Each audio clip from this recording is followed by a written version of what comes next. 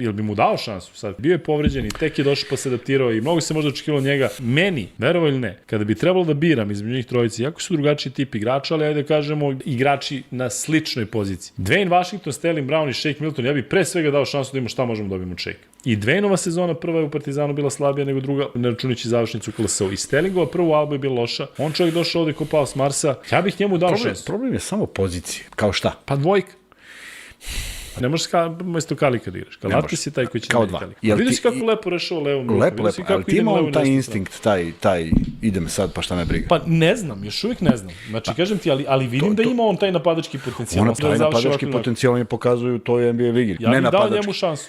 Pa vidi, on je tu, koliko sam ja razumio, na 2 godine. Jeste. Naći sad nekoga približnog ili naći novog američkog igrača koji nije bio u Evropi, ovde malo imaš sad veće iskustvo, proceniti zaista, napraviti evaluaciju, dešavale su mu se bizarne stvari, zaista i taj prelom šake i sve to je si on zapeo u dres čovek, neverovatno. Apsolutno se slažem da smo negde svi navijački, to jest košarkaški gledali da očekujemo više od njega. Mora mnogo toga da se poklopi, šta mu nije valjalo. Ja tek sad iz ovog ugla mogu da konstatujem da ni on nije razumeo šta priča Obradović. To sigurno. Jer tek on nema pristup tome na taj način. Da. Dakle, ako su ovi koji su prošli Evropu bili u nekom problemu sa prijemom informacija, tek je to Shake Milton.